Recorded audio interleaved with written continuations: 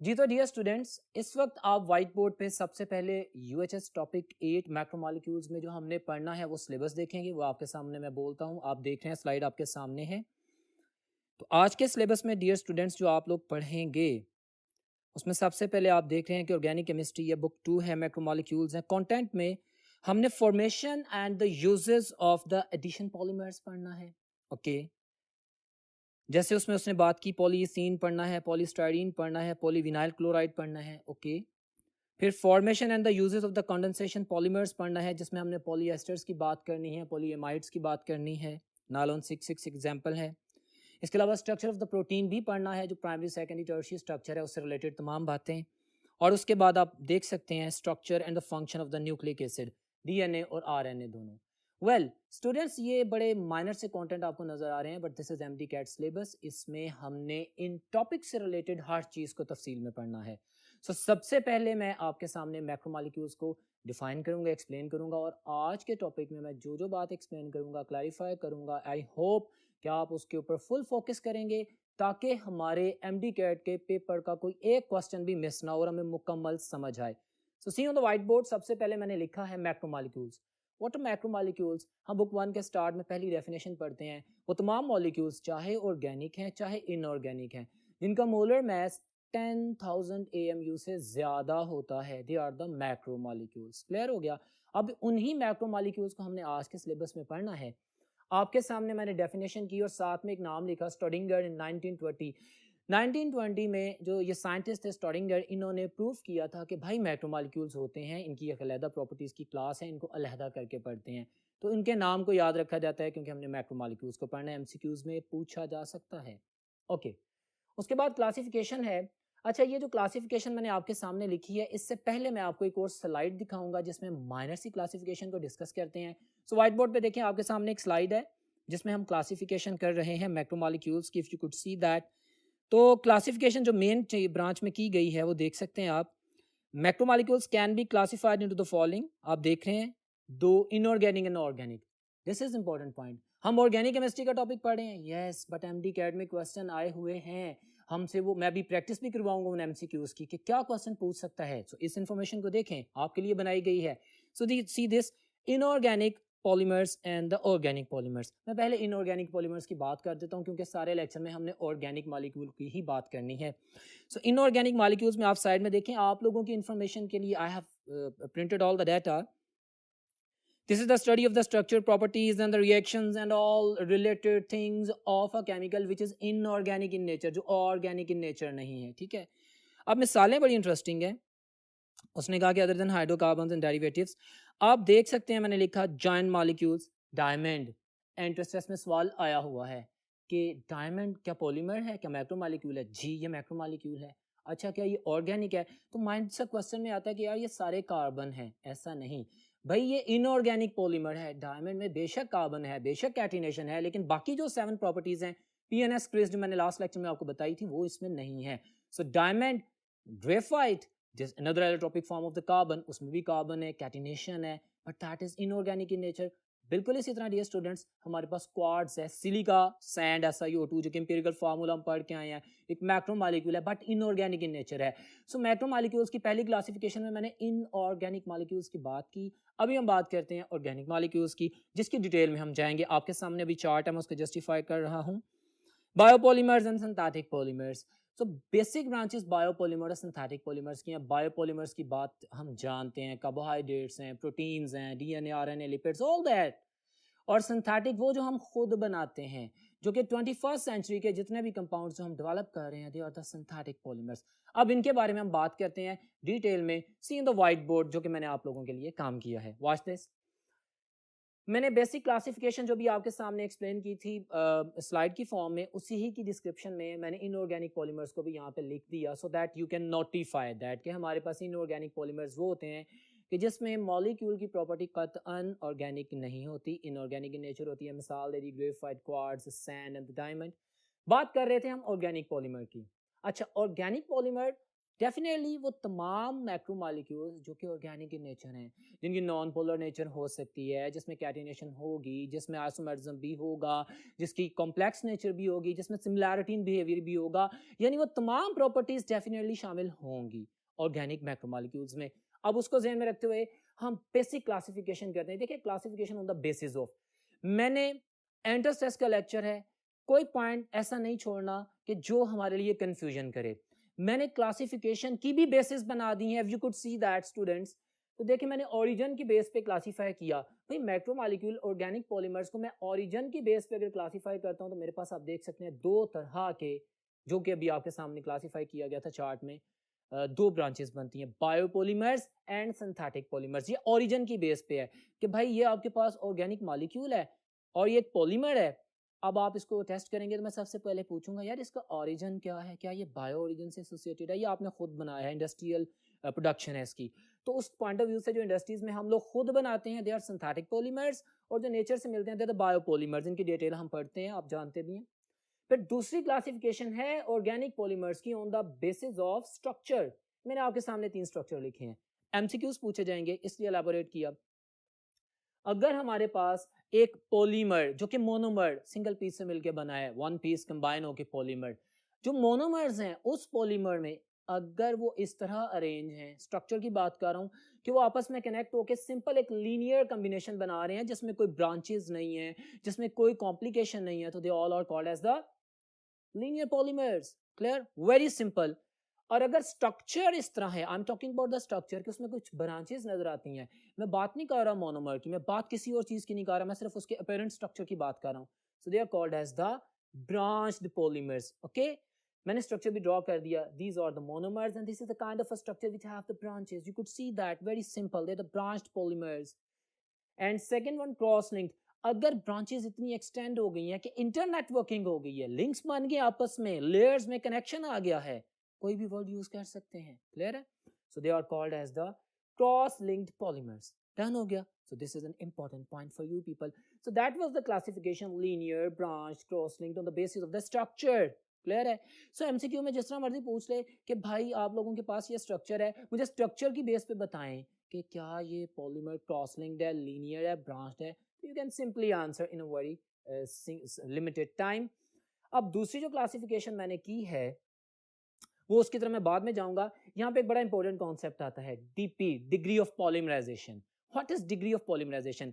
भाई जब हम पॉलीमर्स की बात कर रहे हैं और अभी मैंने स्ट्रक्चर की बात कर दी, आपके सामने स्ट्रक्चर आया, आपके जहन में क्वेश्चन आया होगा कि एक मॉलिक्यूल है, उसमें आप लोग मोनोमर्स को हाईलाइट कर रहे हैं, एक मॉलिक्यूल में कितने मोनोमर्स होंगे? हाँ, इंपॉर्टेंट कॉन्सेप्ट। अगर तो मॉलिक्यूल में एक खास नंबर ऑफ मोनोमर है तो हमें पता होना चाहिए, ये कहलाता है degree of polymerisation. What is degree of polymerisation? मैंने डिफाइन भी कर दी, number of monomers in the polymer.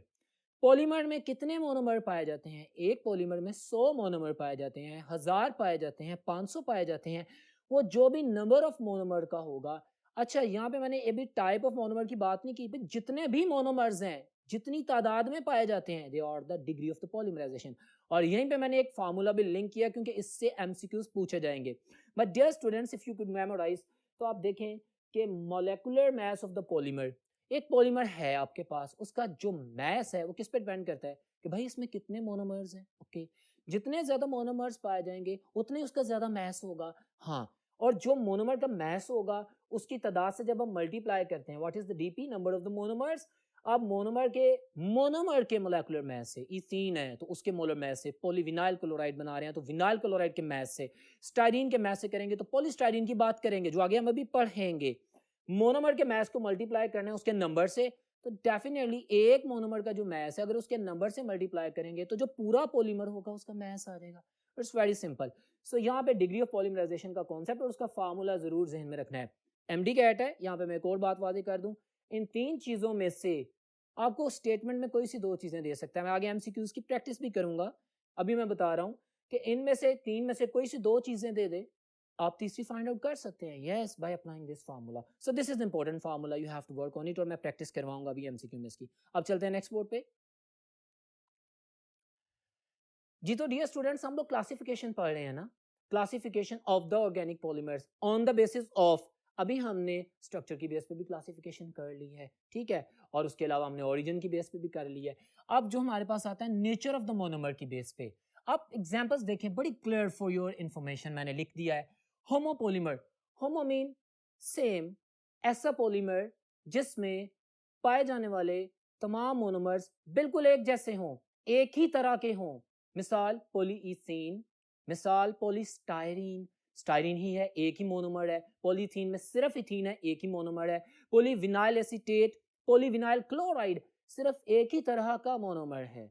तो they all are called as the homopolymer. मैंने सिंपलाइज कर दिया है, देखिए ना, I mean these all are the monomers of the same nature, of the same type. Clear हो गया? So they are called a homopolymer. अगर मेरे पास एक ऐसा पॉलीमर है, दिस इज अ पॉलीमर जिसमें मोनोमर्स मिले हुए हैं, आप देख लें, ए बी, ये भी बी ए। अगर मैं पूरा पॉलीमेरिक स्ट्रक्चर देखता हूं तो मुझे पूरे पॉलीमेरिक स्ट्रक्चर में सिर्फ दो तरह के मोनोमर्स मिलते हैं। The polymer which consist of the two types of the monomers, they are called as the copolymers. Clear है? ये कॉन्सेप्ट पूछा जाएगा, बड़ा सिंपल सा है, आपके सामने एग्जांपल्स आ सकती हैं, नायलॉन 6 की आ सकती है जो कि आप कंडेंसेशन पॉलीमर में पढ़ेंगे। पॉलीएस्टर डेक्रोन टैरिलिन की जो हमारे सिलेबस में भी है, उसकी एग्जांपल पूछी जा सकती है। हमारे पास एक्रिलोनाइट्राइल ब्यूटाडाइन की बात कर सकता है। तो हमारे पास वो तमाम एग्जांपल, वो तमाम पॉलीमर्स जिसमें दो तरह के मोनोमर्स पाए जाएं, they called as the copolymers. And very simple, अगर एक ऐसा पॉलीमर है जिसमें मेरे पास 1 2 3 एबीसी मैंने सिंबलाइज किया है ना, एक्रिलोनाइट्राइल ब्यूटाडाइन स्टायरीन रबर, आप जानते हैं बड़ी जबरदस्त इफेक्टिव प्लास्टिक है, गाड़ियों की मैन्युफैक्चर में आप इसके बम्पर्स वगैरह में बनाते हैं, ठीक है ना। तो ये आपके सिलेबस में नहीं है, वैसे मैं आपको बता रहा हूँ, लेकिन मैंने ABS बोला ना, एक्रिलोनाइट्राइल 1, ब्यूटाडाइन 2, स्टायरीन 3, तीन तरह के मोनोमर्स एक ही पॉलीमर में पाए जाते हैं। So this is the type of the third polymer, got it. ऐसा मॉलिक्यूल, ऐसा पॉलीमर जिसमें तीन तरह के मोनोमर्स पाए जाते हैं, dear students, they are called as the terpolymers. Very simple. So that was the classification on the basis of the nature of the monomers present in a polymer. Very simple, you have to memorize. मैंने explain किया।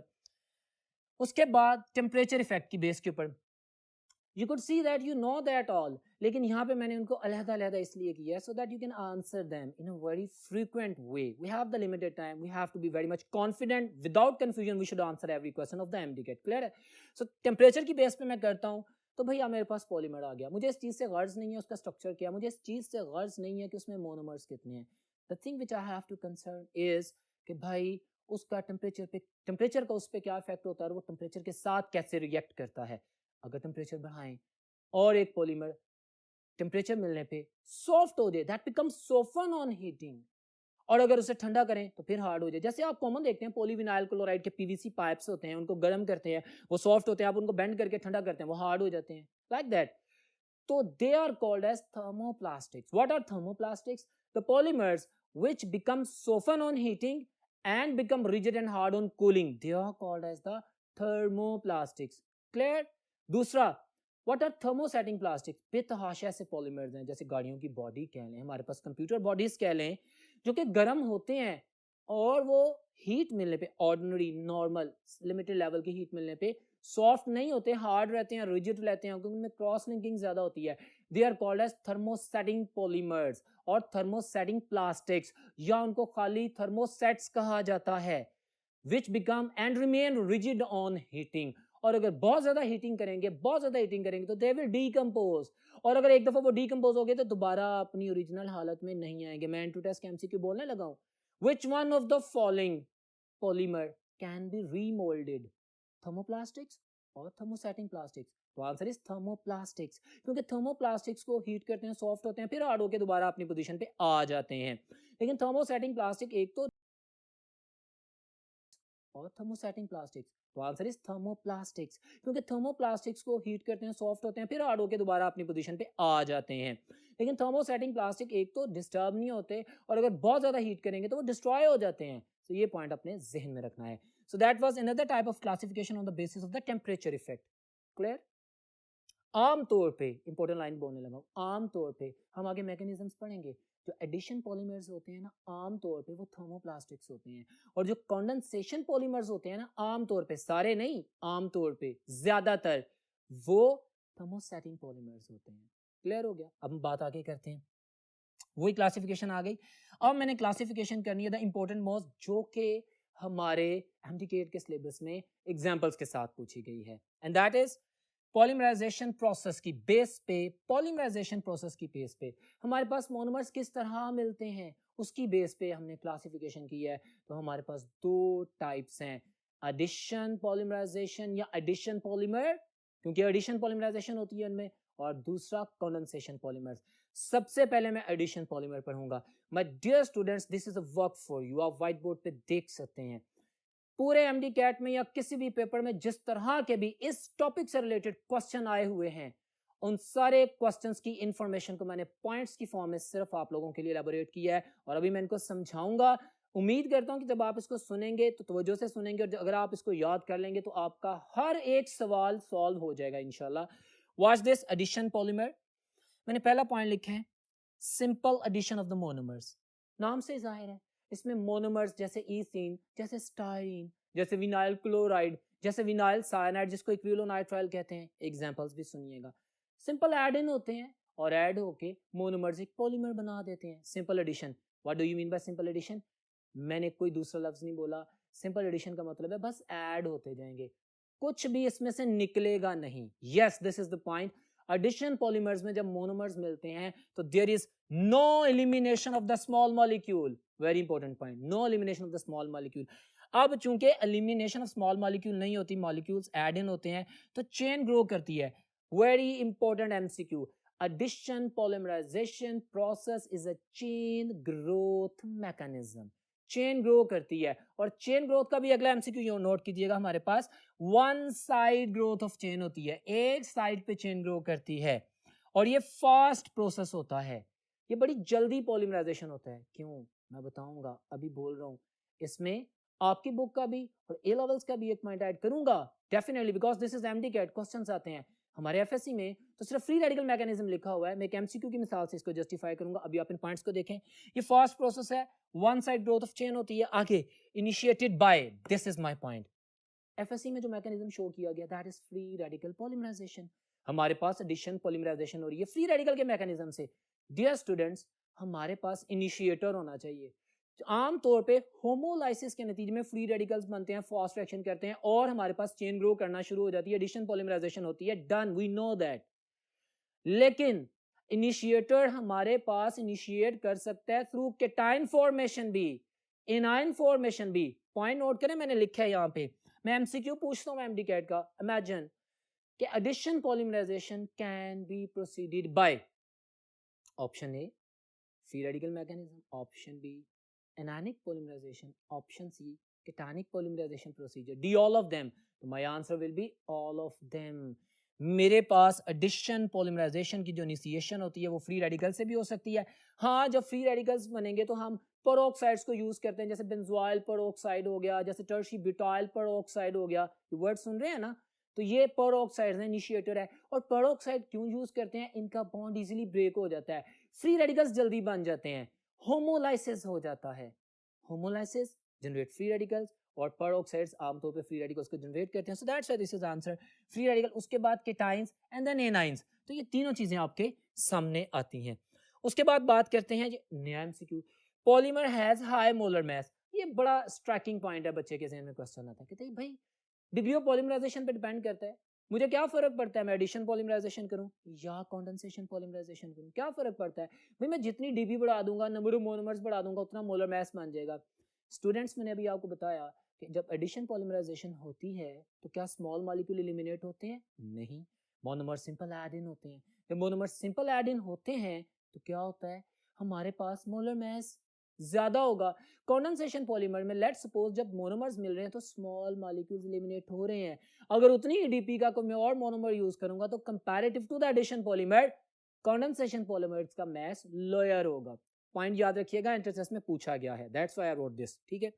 उसके बाद हम बात करते हैं, this is another beautiful MCQ जिसको मैंने स्टेटमेंट में लिख दिया आप लोगों के लिए इंफॉर्मेशन।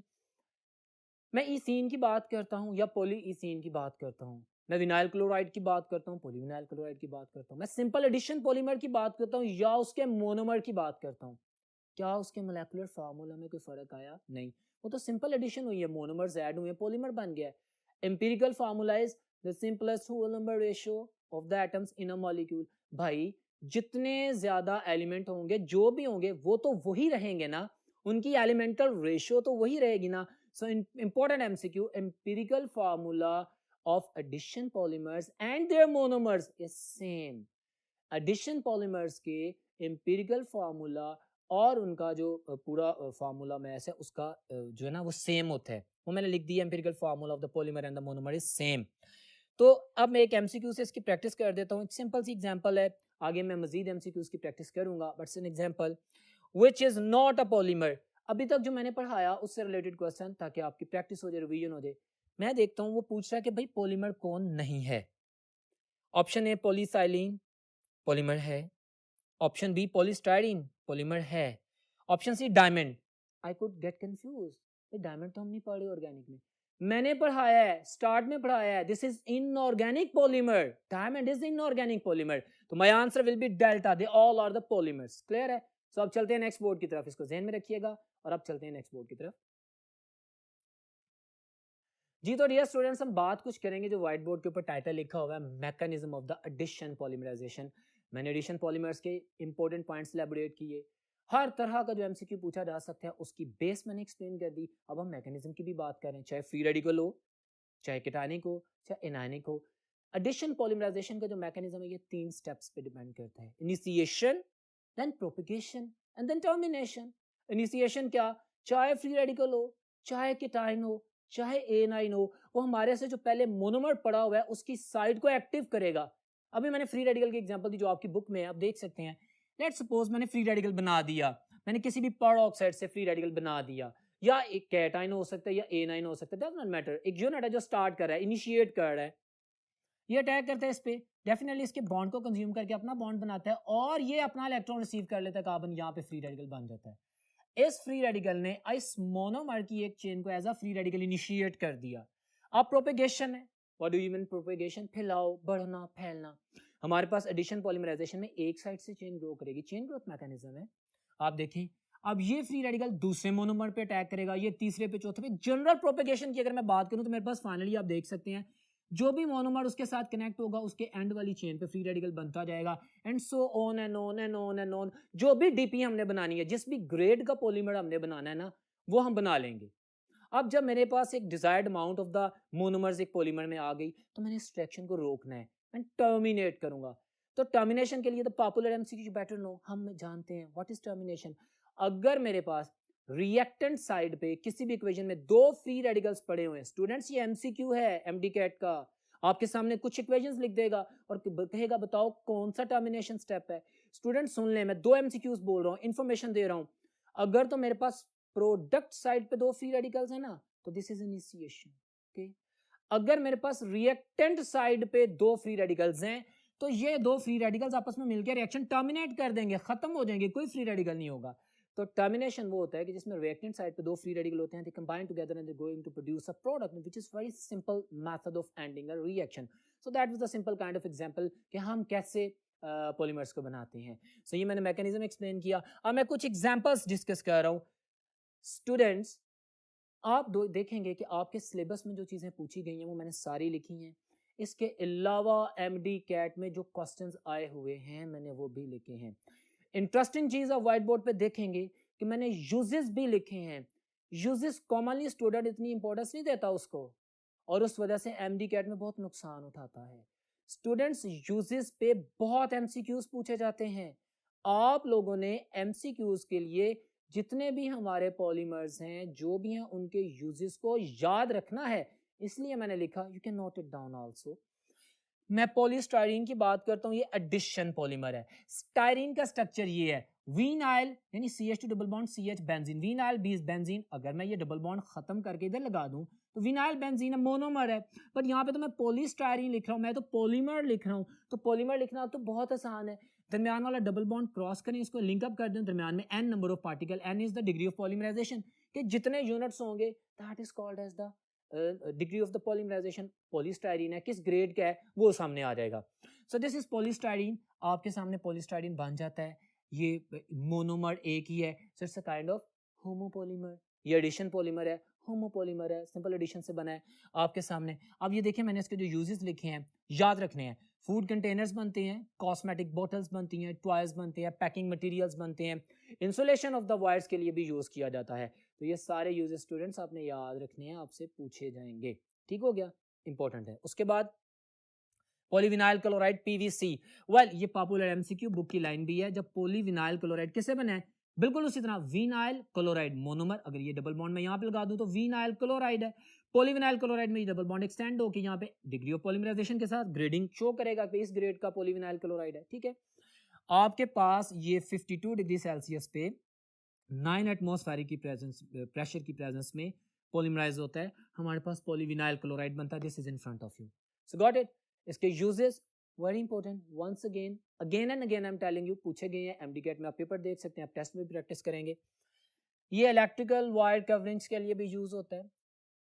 पीवीसी पाइप तो बहुत कॉमन आप लोगों ने देखा होगा है, घरों में जो वायरिंग होती है उससे पहले जो प्लास्टिक के पाइप्स बिछाए जाते हैं, तो they are hydrophobic in nature, ये इंसुलेटर भी है, that's why it is being used for the purpose. इसके डिफरेंट ग्रेड्स होते हैं, आप वाटरफॉल्स के लिए भी इसको यूज कर सकते हैं, फॉर द डिफरेंट प्रोसीजर आप यूज कर सकते हैं, वो मैंने लिख दी है। पीवीसी पाइप्स बनते हैं, इंसुलेशन ऑफ द वायर्स होती हैं, वायर कवरिंग मैंने पहले लिख दिया।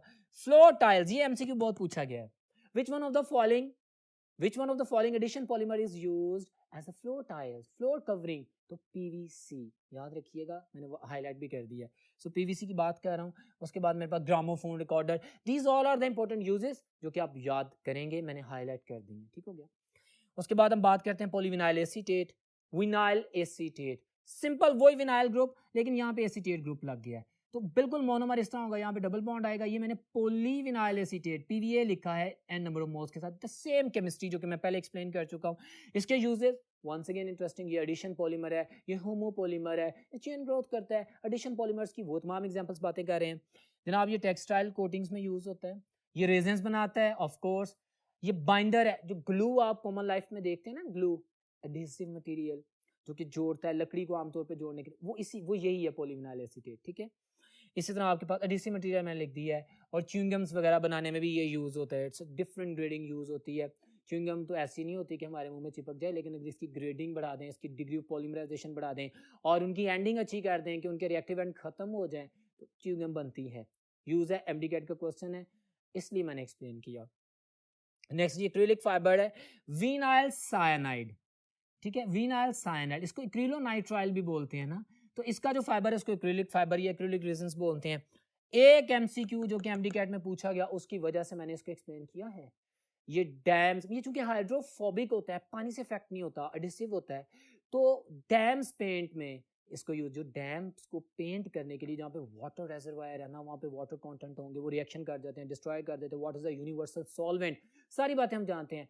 वो कौन सा मटेरियल उसको पेंट करने के लिए लगाऊं कि जो पानी से रिएक्शन ना करे या पानी उस चीज़ को आके ख़राब ना करे, तो हमारे पास ये है एक्रिलिक फाइबर जो कि डैम्स पेंटिंग में यूज़ होता है। और ऑरलॉन फाइबर एक कपड़े का फाइबर है, उसमें भी ये फाइबर ऑरलॉन बनाया जाता है, उसको यूज़ किया जाता है।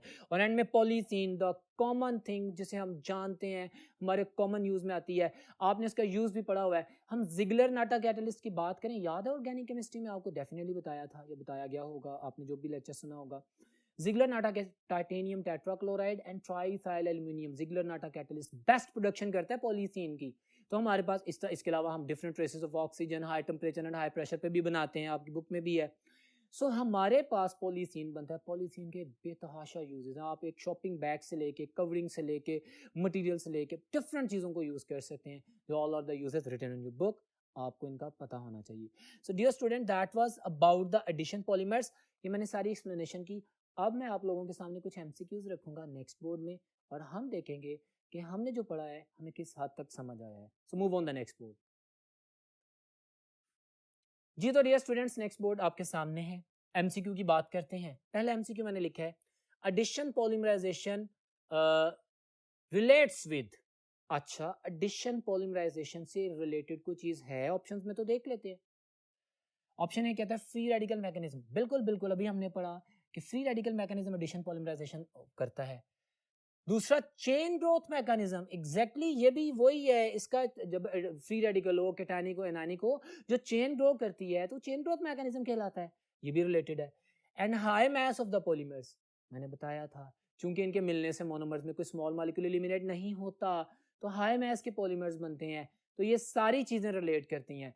ये वो एमसीक्यू मैंने स्पेसिफिकली डिज़ाइन किया आप लोगों के लिए student, so that you can collect all the concerned data which is important. So इस एमसीक्यू की ऑप्शन डेल्टा है, all of these A B C. Next MCQ, degree of the polymerization of the polyethene having mass 28,000. How could I get the degree of polymerization? पहले तो मुझे पता होना कि DP है क्या, degree of polymerization, number of monomers in the polymer. Okay. आपने मुझे तो पॉलीमर का मैस दे दिया है, हाँ मुझे पता है, और आपने मुझे मोनोमर का नहीं बताया, बताया है ना, मोनोमर मैंने पॉलीइथीन बोल दिया स्टूडेंट्स, तो हम इथीन का मोलर मैस निकाल लेंगे। लेट्स सपोज मैं यहाँ पे कहता हूँ कि ये मेरे पास लेट्स सपोज इथीन है, तो ये मोनोमर है, 12 प्लस 2 14 एंड 14 28, तो इसका मोनोमर का मोलर मैस 28 है। ठीक है, अब मैंने जो फार्मूला स्टार्ट में पढ़ाया था आपको, आपको याद होगा, मैंने कहा था molar mass of the polymer is equal to the DP multiplied by the molar mass of monomer. तो अब मैंने डीपी फाइंड आउट करनी है, तो मैं मोनोमर के मैस को पॉलीमर के मैस के नीचे ले जाऊंगा, यानी पॉलीमर का मैस मैं डिवाइड कर दूंगा। What is this, polymeric mass divided by the monomeric mass. और जब मैंने मोनोमर के मैस और given mass of the polymer को डिवाइड किया तो मेरे पास आंसर क्या आता है, 1000। सो अगर इन तीनों में से मुझे कोई भी दो चीजें दे दी जाएं, मैंने कहा था कि मैं तीसरी को इजीली फाइंड आउट कर सकता हूं एज आई डिड, तो alpha option is my answer, 1000 MCQ. Clear है? नेक्स्ट ये MCQ, paints of the dam have, अभी मैंने बोला एक्रिलिक फाइबर, विनाइल साइनाइड से हमारे पास जो मटेरियल बनता है वो हाइड्रोफोबिक होता है, वो पानी से रिएक्ट नहीं करता, पानी से बचाता है, पानी उससे दूर रहता है, वो पानी से दूर रहता है, हाइड्रोफोबिक होता है। तो ये है मेरा आंसर, एक्रिलिक फाइबर। ना पॉलीविनाइल एसीटेट, ना पॉलीइथाइलीन, ना पॉलीस्टाइरीन, बल्कि एक्रिलिक फाइबर का जो मटेरियल है वो हमारे पास डैम्स जो पेंट किए जाते हैं उनके मटेरियल में होता है। My dear students, that was all about important pointed out for you people about the addition polymers according to your syllabus. अब हम बात करते हैं प्रोसेस ऑफ पॉलीमराइजेशन की बेस पर second class of the polymers, that is condensation polymers. What do you mean bye condensation? Condense करते हैं, दो मॉलिक्यूल्स आपस में कंडेंस करते हैं, जुड़ जाते हैं। हाँ, कंडेंसेशन एक ऐसा प्रोसेस है जिसमें जब दो यूनिट्स मिलते हैं तो स्मॉल मॉलिक्यूल्स लाइक वाटर, आमतौर पे पानी, आपकी बुक में भी वाटर ही की एग्जांपल है, लेकिन NH3 भी हो सकता है, HCl भी हो सकता है, small molecule release the type of polymerization in which the monomers combine together and condense together with the elimination of the small molecules, that is called as condensation. Okay, the process is condensation polymerization. So अगर आप देखते हैं, इसके भी मैंने points highlight कर दिए so that you can understand. पहला मैंने लिखा है molecule of the monomer condense and release small molecules, ये डेफिनेशन है मैंने बोल दी। अब this is slower reaction comparatively, ये एमसीक्यू है, याद रखना है। कंडेंसेशन पॉलीमराइजेशन का जो प्रोसेस है टाइम टेकिंग है, दो बायफंक्शनल ग्रुप्स मिल रहे हैं, पानी का मॉलिक्यूल निकल रहा है, फ्री रेडिकल तो बहुत ज्यादा रिएक्टिव होता है, कीटानिक एनानिक तो एक चेन में ग्रोथ इन हो जाती है, तो ये उससे स्लो है। ये हम कंडेंसेशन पॉलीमर की बात करें, ये प्रोसेस होगा but its speed is slower than the addition polymers. MCQ याद रखिएगा, वो मैंने लिख भी दिया। इसके बाद है स्टेप ग्रोथ मैकेनिज्म, ये भी पॉइंट एमसीक्यू है कि condensation polymerization follow the step growth. हमारे पास चेन ग्रोथ एडिशन पॉलीमराइजेशन करते थे, condensation polymer step growth process करते हैं। उसके बाद है lower mass of the polymer, ये मैं बता चुका हूं क्योंकि अभी स्मॉल मॉलिक्यूल्स निकल गए हैं, जो एक्सपेक्टेड मास था कि इतने मोनोमर मिले हैं, इतना मास होना चाहिए, भाई उन मोनोमर्स के मिलने से हमारे पास स्मॉल मॉलिक्यूल एलिमिनेट भी तो हुए हैं, तो उनका मास कम आएगा।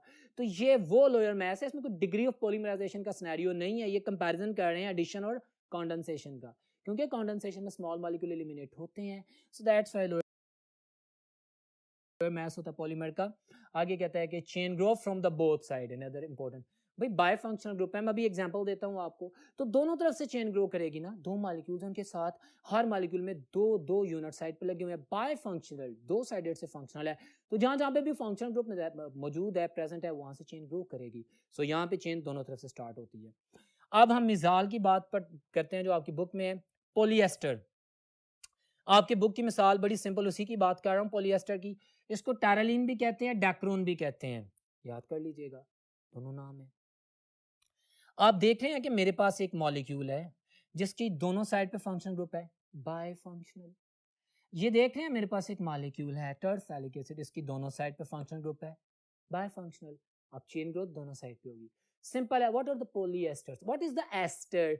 स्टूडेंट्स हम जानते हैं जब एक कार्बोक्सिलिक एसिड एक अल्कोहल से मिलता है, and the very important point you must memorize, esterification एक ऐसा मैकेनिज्म है जिसमें कार्बोक्सिलिक एसिड OH देता है।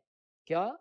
Carboxylic acid as an acid behave नहीं करता, कार्बोक्सिलिक एसिड OH देता है और H अल्कोहलिक यूनिट से आता है, एस्टर लिंकेज बनती है, C डबल बॉन्ड O, ठीक है, और साथ में O, और वो जो है वो अल्कोहल का होता है। मैं फिर बोल रहा हूँ, स्टेरिफिकेशन में carboxylic acid group as an acid behave नहीं करता, उसका कार्बन ऑक्सीजन बॉन्ड टूटता है और अल्कोहल का ऑक्सीजन हाइड्रोजन बॉन्ड टूटता है। ये 3 लाइनें एमसीक्यूज बोले हैं मैंने, आपके एमडी कैट में पूछे जाएंगे। अब हम बात करते हैं अपने पॉइंट की तरफ आते हैं। हमारे पास एक डायोल है, इथाइलिन ग्लाइकोल, मैंने कॉमन नेम भी लिख दिया, मैंने आईपैक नेम भी लिख दिया, इथेन 1,2 डायोल, ये दोनों नाम भी पूछे जाते हैं। स्टूडेंट्स एक भी चीज इररेलेवेंट नहीं है, हर चीज जरूरी है। आईपैक नेम भी पता होना चाहिए, कॉमन नेम भी। So ethylene glycol IUPAC name, terephthalic acid, sorry ethylene glycol common name and terephthalic acid common name. IUPAC name red में लिखें, सेन 1,2 डायोल और इस तरह बेंजीन 1,4 डायोइक एसिड। तो ये दोनों मोनोमर्स मिलते हैं, टेरेलिन पॉलीएस्टर, कंडेंसेशन होती है, number of water molecule eliminate होते हैं। यहाँ पे देखें आप, नंबर ऑफ वाटर मॉलिक्यूल्स, अभी मैंने यहाँ पे चूंकि 2 की बात की है, फर्स्ट किया यहाँ पे n नंबर ऑफ यूनिट ले लेता हूँ, यहाँ पे भी n नंबर ऑफ, तो n number of water molecules बनेंगे और n पॉलीमर बनेगा ना। हमारे पास कंडेंसेशन का प्रोसेस होता है, मॉलिक्यूल कंडेंस होता है, पॉलीमर बन जाता है। सो मैं एक एमसीक्यू पूछूं, polyester terylene dacron is an example of option A condensation polymer, option B copolymer, option C both of them, D none of them. तो your answer will be both of them. आप जज्बाती होकर answer नहीं करेंगे, हाँ यार हमें पता है कंडेंसेशन पॉलीमर, ए को टिक किया, भाई इसके साथ ये एक ऐसा पॉलीमर है जो 2 मोनोमर्स से मिलकर बना है, it's a copolymer also. So be very vigilant and clear while answering your questions. ये आपके सामने पॉलीएस्टर की बात की, इसके यूजेस भी मैंने हाईलाइट कर दिए हैं कि ये टेक्सटाइल फाइबर है, हमारे पास गर्मियों में कॉटन के साथ मिक्स करके शर्ट्स और कपड़ा बनाया जाता है, और सर्दियों में विंटर क्लोथिंग में ये बड़ा ज़बरदस्त एक इंसुलेटर के तौर पे काम करता है, बड़ा अच्छा ड्रेस बनाता है। सो ये टेक्सटाइल फाइबर के तौर पे भी यूज़ होता है। इसका स्ट्रक्चर याद रखना है। अब ये मैंने स्ट्रक्चर ड्रॉ किया, अगर आपसे एमसीक्यू में क्वेश्चन पूछता है, मैं एमसीक्यू पूछ रहा हूँ कि what is the repeating unit of the polyester, option A में आपको वो ये कह देता है ग्लाइकोल, ऑप्शन बी में ये, ऑप्शन सी में ये कह देता है, स्टूडेंट कैन गेट कंफ्यूज्ड। ये डी में ऑल ऑफ देम कह देता है, ऑल नहीं है भाई, उसने पॉलीमर का रिपीटिंग यूनिट पूछा है, और पॉलीमर में जो रिपीटिंग यूनिट है उसमें वो दोनों कंडेंस्ड मोनोमर मौजूद है। मेरा आंसर होगा ये जो मैंने पॉलीएस्टर लिखा है जिसमें दोनों मोनोमर आफ्टर कंडेंसेशन जिस फॉर्म में आ रहे हैं वो उसका रिपीटिंग यूनिट होगा। Repeating unit of the polymer, दोनों मोनोमर्स, या अगर थर्ड पॉलीमर होगा तो तीनों मोनोमर्स, या अगर होमोपॉलीमर होगा तो सिर्फ एक पॉलीमर के कॉम्बिनेशन पे मुश्तमिल होगा। लार्ज पैरेंथेसिस के साथ स्मॉल एन लिखा होगा जो कि डिग्री ऑफ पॉलीमराइजेशन को शो करता है। सो that was about the polyester. अब हम बात करते हैं पॉलीएमाइड नायलॉन 6,6 की नेक्स्ट बोर्ड पे।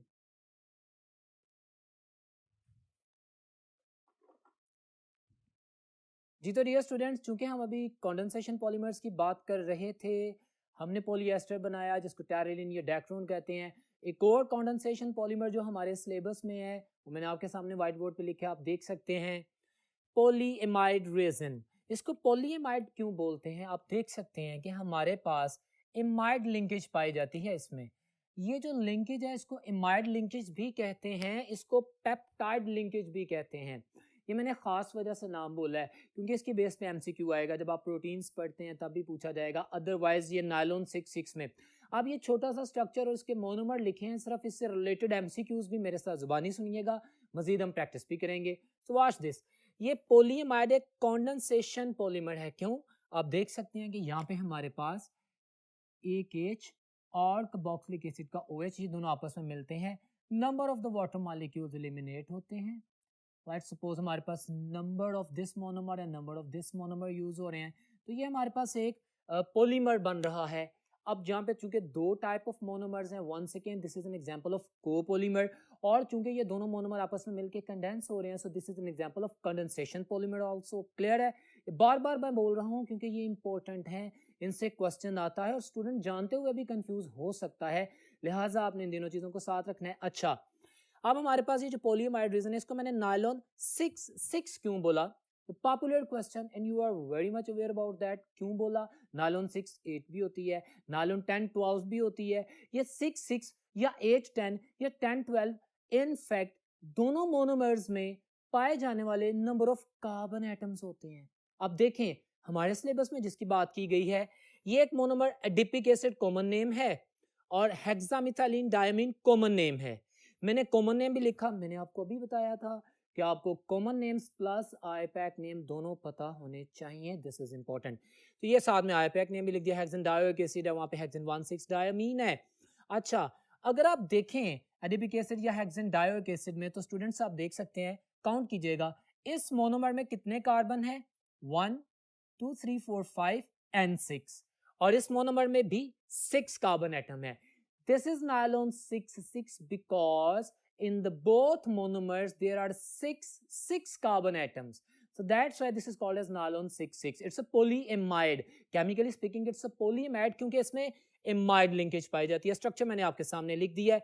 एक और बात स्टूडेंट्स आप याद रखें, जैसे मैंने आपको पॉलीएस्टर में एमसीक्यू क्लियर किया है, अगर आपसे कोई ये पूछे कि what is the repeating unit of the polyamide nylon 6-6, तो आप ये स्ट्रक्चर देखेंगे, this is the repeating unit, जिसमें hexamethylene diamine plus adipic acid का एक कॉम्बिनेशन पॉलीमैरिक फॉर्म में सामने आता है। और ये मैंने लिखा भी हुआ है, this is the repeating unit. अच्छा, जो मैंने पहली लाइन बोली थी वो मैंने यहाँ पे लिख दी है कि same linkages present in the proteins. हमारे पास प्रोटीन्स भी पॉलीएमाइड हैं, जिनको बायोलॉजिकल लैंग्वेज में हम पेप्टाइड बॉन्ड कहते हैं। सो पेप्टाइड बॉन्ड या एमाइड बॉन्ड एक ही चीज है, पॉलीएमाइड बोलें या पॉलीपेप्टाइड बोलें, एक ही चीज है। जनरली स्पीकिंग हम केमिकल वेज में इमाइड वर्ड बोल देते हैं, बायोलॉजिकल वे में पेप्टाइड, लेकिन है केमिकली यही। इस स्ट्रक्चर की बेस पे एंट्रेंस टेस्ट में एमसीक्यू आता होता है, वो पूछता है कि आइडेंटिफाई, स्ट्रक्चर दे देता है, which one of the following is the imide और पेप्टाइड बॉन्ड। बिल्कुल उसी तरह जैसे आपसे हमने पहले पढ़ा था, पॉलीएस्टर बॉन्ड का भी पूछता है। सो आपने इन चीजों को बड़ा इजीली अंडरस्टैंड करना और आंसर करना है विद फुल कॉन्फिडेंस। सो ये स्ट्रक्चर आपके सामने, इसमें से कुछ भी पूछे आप आंसर कर सकते हैं। जहां तक यूजेस का ताल्लुक है तो मैंने लिख दिया, मैं बार बार कह रहा हूँ कि uses are worth important, they are being asked and you have to answer that. आपके सामने bristles of the brush, tooth brush हो गया, वॉशिंग ब्रशेस हो गए, उनकी जो ब्रिस्टल्स होते हैं, उनके जो हीर होते हैं, they are made up of the nylon. ठीक है, एक resistant stable kind of thing है, हाइड्रोफोबिक है।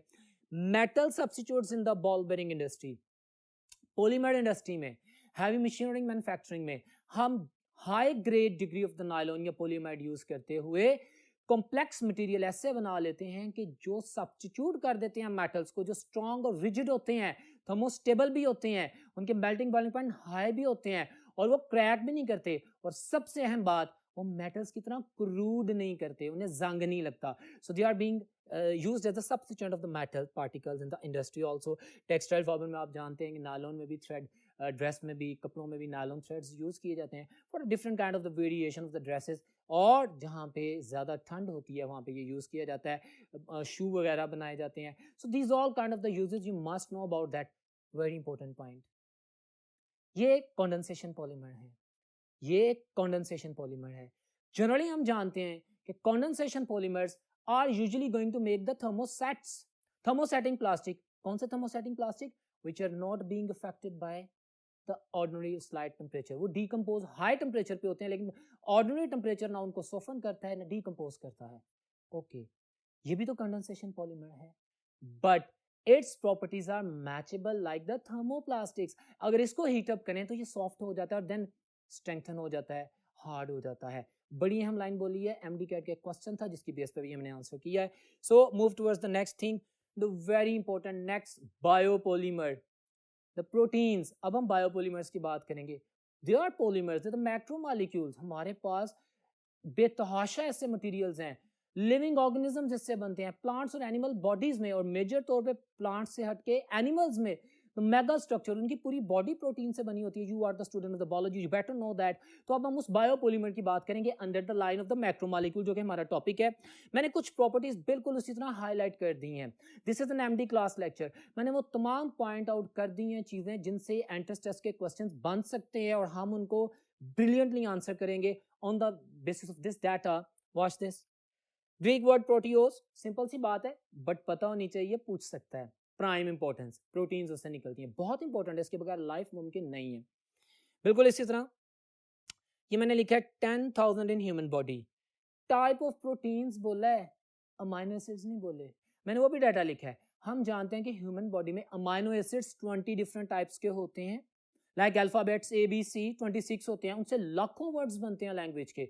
बिल्कुल इसी तरह अमाइनो एसिड्स तो ह्यूमन बॉडी में 20 टाइप्स के हैं, लेकिन वो आपस में डिफरेंट पैटर्न में मिलके 10,000 डिफरेंट टाइप्स ऑफ प्रोटीन्स बनाते हैं। ये हमारी केमिस्ट्री की बुक की बात है जो आप सुनते हैं, समझते हैं हमारी केमिस्ट्री में इस चीज़ को ही आंसर करना है आपने, ठीक है। So don't try to mix with the biology. अच्छा, amino acids are the building blocks of proteins, हम जानते हैं। 20 types of the amino acids बोल चुका हूँ, जिसमें 10 बॉडी बना सकती है, वो नॉन एसेंशियल है, और 10 बॉडी नहीं बना सकती, we have to take in the form of diet, they are the essential amino acids. अगर 20 different type of amino acids में कुछ भी कमी होगी तो प्रोटीन्स नहीं बनेगी ना, और प्रोटीन्स नहीं बनेगी तो हमारी बॉडी डिस्टर्ब हो जाएगी, डिजीज हो जाएगी, प्रॉब्लम हो जाएगी। अच्छा, पॉलीपेप्टाइड्स एंड प्रोटीन्स में केमिस्ट्री में जो फर्क बोला गया है, amino acids link together, join together to form the macromolecule. अब हर मैक्रोमोलेक्यूल को हम प्रोटीन नहीं बोलेंगे, दिस इज केमिस्ट्री। वो तमाम अमाइनो एसिड्स पॉलीपेप्टाइड्स जिनका मोलर मास 10,000 AMU से ज्यादा हो जाएगा, greater than 10,000 AMU, they are called as the proteins. और जिनका मोलर मास है पेप्टाइड बॉन्ड्स ही, हैं अमाइनो एसिड्स ही, वही पॉलीपेप्टाइड चेन बन रही है, लेकिन उस मैक्रो मॉलिक्यूल का मास लेस देन 10,000 AMU है, तो they are called as polypeptides.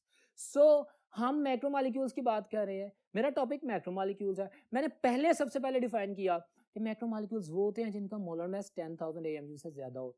सो मैं बात ही प्रोटीन्स की कर रहा हूं। मेरे पास जितने भी अमाइनो एसिड के लिंकेजेस वाले कंपाउंड आएंगे, they all are the proteins, क्योंकि उनका मोलर मास 10,000 से ज्यादा है। Very simple statement.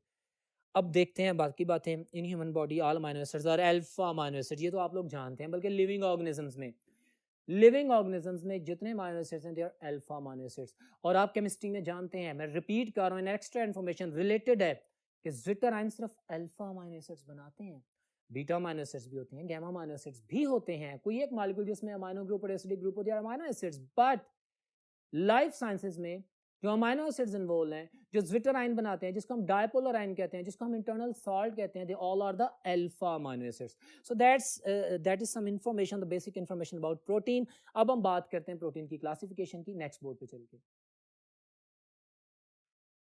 जी तो डियर स्टूडेंट्स, अब इस बोर्ड पे आप क्लासिफिकेशन ऑफ प्रोटीन की बात कर रहे हैं, जिसके दरमियान में हमसे रिलेटेड एक छोटा सा क्वेश्चन आता है।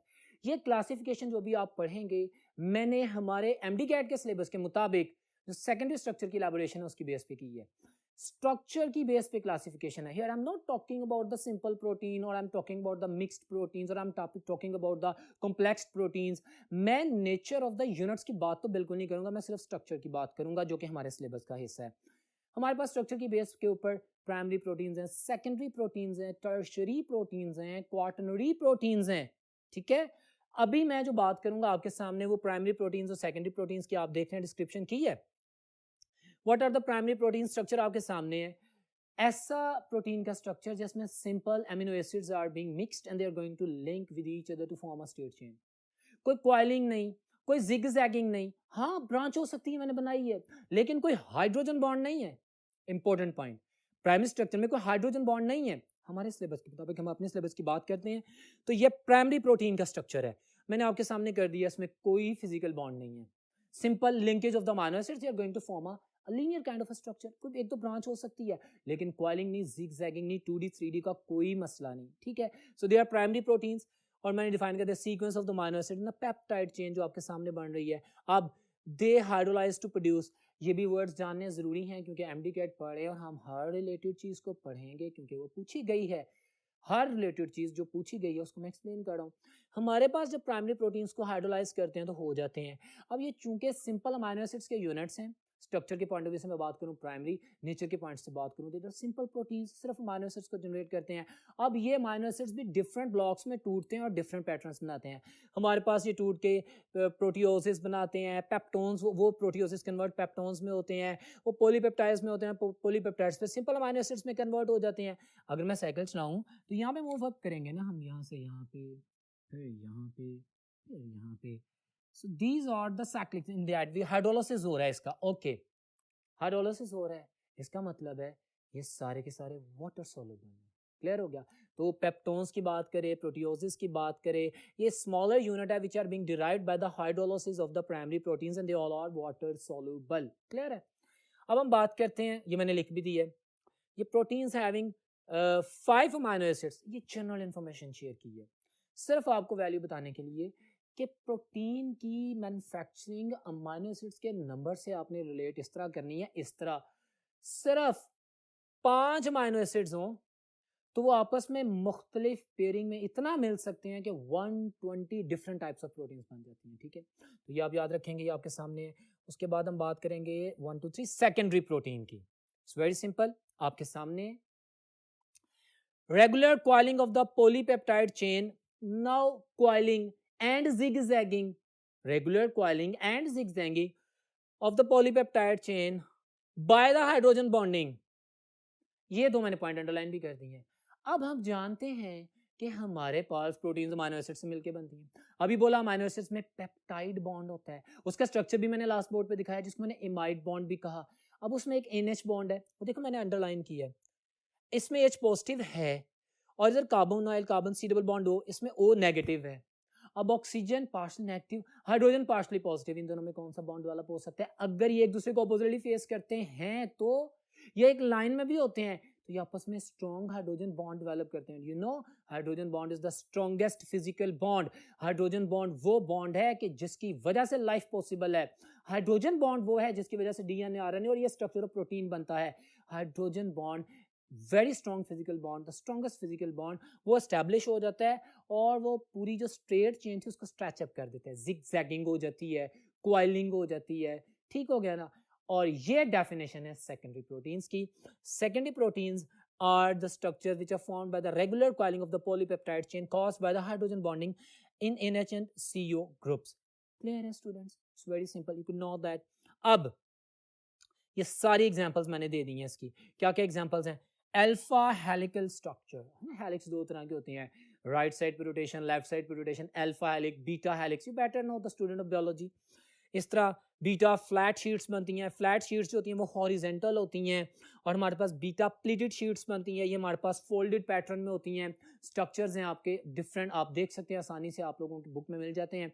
सो ये सारी एग्जांपल्स, ये जितने भी सेकेंडरी स्ट्रक्चर्स बने हैं, they are due to the hydrogen bonding, which is a physical bond which is formed between the NH and C double bond O hydrogen bonding. तो ये आपके पास एग्जांपल्स भी आ गई, एक्सप्लेनेशन भी आ गई। अब एक दो MCQs हैं उसकी हम प्रैक्टिस करते हैं so that we can analyze कि ये जो तमाम इंफॉर्मेशन हमने पढ़ी है इसको हम MDCAT में किस तरह यूज करेंगे। For example amide linkage is present in, किस में होती है? नालोन 6 में। yes we know that amide linkage उसी को कहते हैं।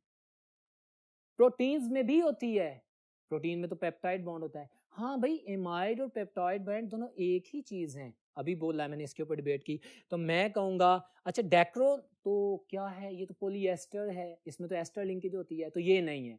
मेरे पास A and B delta option है, इन दोनों में एमाइड लिंकेज या पेप्टाइड लिंकेज होती है। This is a question in front of you to check your knowledge. MCQ, regular coiling and zigzagging is due to the hydrogen bond which is present in, इस ही पे अभी मैंने बात की primary proteins, secondary proteins. भाई tertiary proteins में भी होता है, लेकिन मैंने ऑल क्यों नहीं किया, मैंने सेकेंडरी को क्यों किया? This is the exact definition.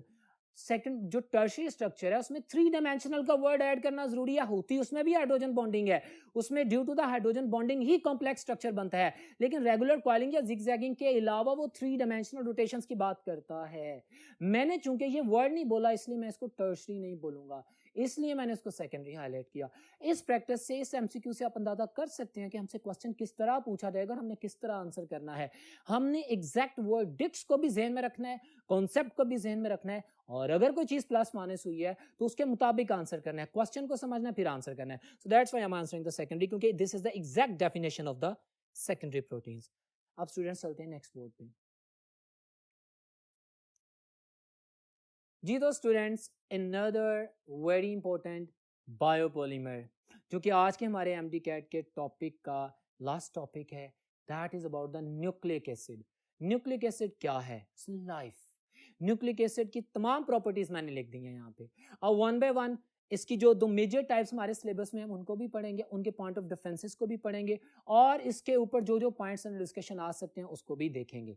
So let's move on the white board. मैंने सबसे पहले न्यूक्लिक एसिड की जो टाइप लिखी that is deoxyribonucleic acid, the DNA, बहुत कॉमनली वर्ड सुनते हैं, you are the student of biology, you better know all. ये पॉइंट्स केमिस्ट्री के पॉइंट ऑफ व्यू से मैंने अलग कर दिए। देखें, ये न्यूक्लियस ऑफ द सेल में पाया जाता है। जी हम जानते हैं न्यूक्लियस में क्रोमोसोम्स होते हैं, क्रोमोसोम्स के ऊपर जीन्स होते हैं, जीन्स किससे बनते होते हैं, न्यूक्लियोटाइड से बनते हैं, and this is all the genetic material which is composed of the DNA. Okay, तो ये मेरे पास न्यूक्लियस ऑफ द सेल में पाया जाता है। डबल स्ट्रैंडेड होता है, याद रखने। हेलिकल स्ट्रक्चर होता है, alpha helical structure, beta helical structure, twist. अच्छा, मैं जनरल डीएनए की बात कर रहा हूँ, मैं तमाम एनिमल्स में पाए जाने वाले डीऑक्सीराइबोन्यूक्लिक एसिड की बात कर रहा हूँ। हेलिकल स्ट्रक्चर समझ लें, ठीक हो गया। हमारे पास लैडर लाइक स्ट्रक्चर बनता है ना, जिसमें हाइड्रोजन बॉन्ड होते हैं, ट्विस्टिंग होती है, रिंग्स होते हैं, वो सारे पॉइंट्स अभी देखेंगे आप। Coiled in anti parallel pattern, of course anti parallel pattern, जो अल्फा बीटा की मैंने बात की, याद रखिएगा। सेल्फ रेप्लिकेशन कर सकता है जी। मैंने कोशिश की है कि इन पॉइंट्स में डीएनए से एसोसिएटेड जितने भी क्वेश्चंस किए जा सकते हैं, मैं एमडी कैट के क्वेश्चन बोलने लगा हूं। The process in which DNA molecule form its copy is called, option A duplication, option B replication, option C कोई भी दूसरा नाम ले लें, ऑप्शन डी कोई भी तीसरा नाम ले लें, but my answer is replication. Replicate करता है, अनजिप होता है, अपनी कॉपी तैयार करता है, जो कि आगे कमांड करती है। ठीक हो गया ना, तो ये बातें याद रखनी है। सो सेल्फ रेप्लिकेशन की प्रॉपर्टी डीएनए में होती है। Transform genetic information, exactly, this is the hereditary material, this transfer the information, command and everything that how an offspring will be like from parents to the offsprings by the process of meiosis from the parent cell to the daughter cell। तो DNA replicate करता है, unzip करता है, transfuse करता है तमाम genetic information अपनी copy के जरिए। हम इसको जानते हैं, इसी की बात करते हैं। तो ये डीएनए के बारे में पॉइंट्स पढ़े हैं और ये केमिस्ट्री में सवाल पूछे जाते हैं। केमिस्ट्री के पॉइंट ऑफ व्यू से भी जो चंद पॉइंट्स वो आगे आ रहे हैं, लेकिन ये सवाल भी लाजमी पूछे जाते हैं, आपको पता होना चाहिए। अब ये आती है केमिस्ट्री की बात, ये हमारे पास बायोलॉजी की भी बात है। हमारे पास आपको पता है नाइट्रोजनस बेसिस होती हैं, तो बेटर नो डियर स्टूडेंट्स, हम जानते हैं कि हमारे पास nitrogenous base plus pentose sugar plus phosphate group, इसको बोलते हैं न्यूक्लियोटाइड। ये तीनों मिलते हैं तो हमारे पास आगे जेनेटिक मांड चलती है और वो पूरा स्ट्रक्चर डीएनए आरएनए का बनता है, फिर जीन्स बनते हैं, वो जो क्रोमोसोम्स में पाए जाते हैं, ऑल दैट है ना। अब वो मेरे पास जो नाइट्रोजनस बेसिस की बात करते हैं, हम जानते हैं प्यूरिन्स होती हैं, जिनका नाम स्मॉल है, उनका साइज लार्जर होता है। Adenine and guanine are the larger nitrogenous bases, you better know. इसमें डबल रिंग्स होते हैं, एक हेक्साकॉर्नेट एक पेंटाकॉर्नेट, यू बेटर नो, ठीक है। तो एडेनिन और गुआनिन प्यूरिन्स हैं, पाइरिमिडीन्स नाम बड़ा है, साइज छोटा है। डीएनए में जो पिरिमिडीन्स होती हैं ना, वो क्या है, ये इंपॉर्टेंट एमसीक्यू बनेगा आपका, अभी आपको बताता हूँ। हमारे पास साइटोसिन एंड थायमीन होता है। सो हमारे पास प्यूरिन्स आरएनए और डीएनए में तो सेम होती हैं, पिरिमिडीन्स का फर्क आता है।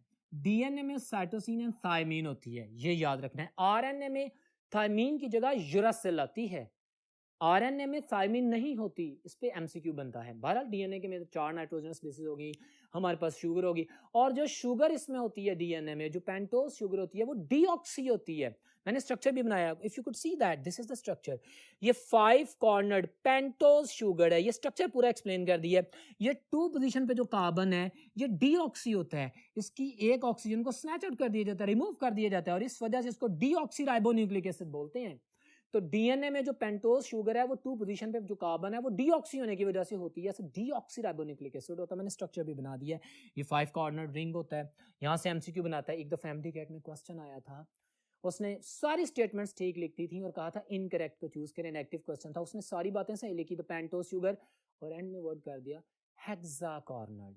इस वजह से वो स्टेटमेंट गलत हो गई। ये आपके सामने स्ट्रक्चर है, 1 2 3 4 5 कॉर्नर्स हैं इसके, दिस इज पेंटाकॉर्नर, ठीक है, ये भी याद रखना है आपने। तो ये मैंने सारे पॉइंट्स एक्सप्लेन कर दिए हैं। और अच्छा, ये जो हेलिक्स बनता है डीएनए का, उसका जो साइज होता है 8 to 20 एंगस्ट्रॉम इन डायमीटर होता है, this is a worth important information. ये बायोसिंथेसिस में रोल प्ले करता है। भाई डीएनए ही तो है जो पेरेंट सेल से एक cell of the daughter cell में जाता है, और जो ऑफस्प्रिंग्स आते हैं उसके सेल में मौजूद डीएनए ही डिसाइड करता है कौन सी प्रोटीन बनेगी, किस तरह स्ट्रक्चर बनेगा, इवन के everything is being coded on the DNA. So this is everything of the life. हमने केमिस्ट्री के पॉइंट ऑफ व्यू से इसकी प्यूरिन्स पिरिमिडीन्स को पढ़ा। और एक और बात है, हमारे पास जो कॉम्बिनेशंस बनते हैं आप जानते हैं, एडेनिन थायमीन से मिलती है, और जो गुआनिन है वो साइटोसिन से मिलती है, ठीक है। जीसी गुआनिन और साइटोसिन में 3 हाइड्रोजन बॉन्ड पाए जाते हैं, एमसीक्यू है। एडेनिन और थाइमिन में 2 हाइड्रोजन बॉन्ड पाए जाते हैं, लैडर लाइक स्ट्रक्चर बनता है। ये जो इन्फॉर्मेशन मैंने लिखी है इसको हम बोलते हैं ना, सबसे पहले वाटसन एंड क्रिक्स मॉडल 1953 में 2 साइंटिस्ट हैं, James Watson and F Crick's, इन्होंने मिलके पहली दफ़ा वो जो ladder like double stranded structure है, फॉर एग्जांपल डीएनए का, like this one, if you could see that, और मैं अगर इसकी लैडर के कंपैरिजन में ऑपोजिट बना दूं तो like that you can move, और यहाँ पे पेयर्स में हाइड्रोजन बॉन्ड्स आ जाते हैं, triple triple bond, double triple bond, double triple, और ये में गुआनिन और साइटोसिन में ट्रिपल बॉन्ड आ गया, एडेनिन और थायमिन में डबल बॉन्ड हो गया। So this is a kind of a structure, you could see that. ये सारी बातें डीएनए से एसोसिएट हमने एक्सप्लेन कर दी हैं, और अब हम इंशाल्लाह हर रिलेटेड क्वेश्चन जो इससे रिलेटेड होगा उसको आंसर कर सकेंगे, और कुछ एमसीक्यूज मैंने मॉडली बोले भी हैं आप लोगों के सामने। ठीक हो गया। अब बात करते हैं ribonucleic acid, the second important nucleic acid, Na nucleic acid, ribonucleic acid. अब इसमें जो फर्क है वो सुन ले, मैंने लिखा है, सिंगल स्ट्रैंडेड होता है जी, डीएनए डबल स्ट्रैंडेड होता है, ये सिंगल स्ट्रैंडेड होता है। डीएनए पेरेंट से ट्रांसफर होता है और आरएनए डीएनए से बनता है। डीएनए अनजिप होके जो आपके पास मैसेंजर आरएनए होता है या ट्रांसफर आरएनए होता है या राइबोसोमल आरएनए होता है, ये प्रोटीन सिंथेसिस में जो सारी कमांड को ऑपरेट करता है, इनफैक्ट उसकी बात कर रहे हैं। तो ये आरएनए है, ये साइटोप्लाज्म में होता है, न्यूक्लियस में बनता है और फौरन साइटोप्लाज्म में भेज दिया जाता है न्यूक्लियर मेम्ब्रेन के through. You better know the student of biology. Next board पे चलते हैं, बाकी प्रॉपर्टीज को पढ़ते हैं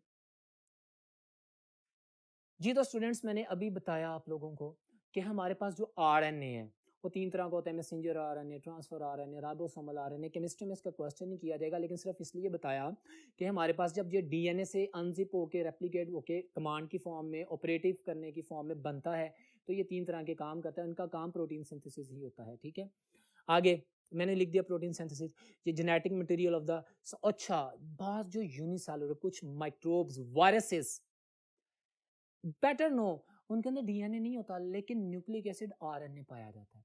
सो that was the information about biology. अब बात करते हैं केमिकल एस्पेक्ट में, जो हमारे एमडी कैट के क्वेश्चन में पूछा जाता है। प्यूरिन्स, मैंने अभी बोला कि भाई प्यूरिन्स तो आरएनए और डीएनए दोनों में सेम होती है, एडेनिन गुआनिन। पायरिमिडीन्स क्या फर्क आता है, जो प्यूरिन आरएनए में पाई जाती है वो एडेनिन और गुआनिन है, वो डीएनए में भी वही पाई जाती है, लेकिन पिरिमिडीन का फर्क है। हम जानते हैं कि जो पायरिमिडीन आरएनए में पाई जाती है उसमें ये है एक साइटोसिन और एक यूरासिल, थायमिन नहीं पाई जाती। डीएनए में थायमिन पाई जाती है और uracil is the related, derived, constructed, modified form of thymine, but this is a separate thing, बिल्कुल नया नया डिफरेंट स्ट्रक्चर है यूरासिल, और आरएनए में थायमिन की जगह यूरासिल पाया जाता है। बाकी वही कॉम्बिनेशन है। आपके सामने राइबोज शुगर है। अच्छा, इसमें जो शुगर राइबोज है नंबर 2 पोजीशन पे देखें, वो डीऑक्सी नहीं है, ये ऑक्सी शुगर है। तो वो जो स्ट्रक्चर्स मैंने डीएनए में एक्सप्लेन किया था, जो आरएनए में एक्सप्लेन किया था, वो तमाम चीजें अपने ज़हन में रखिएगा। बहरहाल पेंटोज शुगर यहाँ पे भी 5 कॉर्नर्ड ही होती है। ठीक हो गया। तो these are the things in front of you. अब हम डीएनए और आरएनए की डिस्क्रिप्शन के बाद कुछ एमसीक्यूज की प्रैक्टिस करते हैं, और एमसीक्यूज में अब हम न्यूक्लिक एसिड और प्रोटीन्स को अपने टारगेट में लाते हैं। लेट्स टॉक अबाउट एक एमसीक्यू जो मैंने लिखा, मैंने तो काफ़ी बोले भी हैं बट अभी लिखा हुआ भी एग्जाम्पल है, बहुत खूबसूरत एमसीक्यू है, जरा फोकस कीजिएगा। Which are the pyrimidines in nucleic acid, मैंने कहा न्यूक्लिक एसिड, इंटरेस्टिंग चीज़ है, फोकस कीजिएगा। मैंने डीएनए नहीं कहा, मैंने आरएनए नहीं कहा, मैंने न्यूक्लिक एसिड कहा, और मैंने पिरामिडीन्स पूछी। अगर तो मैं डीएनए में पूछता तो फिर मैं थायमिन कहता, साथ में साइटोसिन कहता। अगर मैं आरएनए में पूछता तो पिरामिडीन आरएनए, तो मेरे पास होती साइटोसिन एंड यूरासिल। मैंने सिर्फ दोनों तरह के न्यूक्लिक एसिड्स में टोटल नंबर ऑफ पिरामिडीन्स पूछा है, टोटल नंबर ऑफ पिरामिडीन्स पूछा है।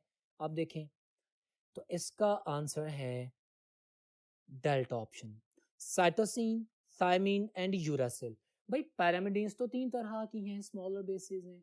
अब साइटोसिन एंड थायमिन डीएनए में पाई जाती है, साइटोसिन एंड यूरासिल आरएनए में पाई जाती है। उसने डीएनए आरएनए का नाम लिया, उसने सिंपल न्यूक्लिक एसिड, दोनों तरह के न्यूक्लिक एसिड्स में कौन कौन सी पिरामिडीन्स पाई जाती हैं, तो वो मैंने आंसर कर दिया डेल्टा ऑप्शन। क्लियर हो गया।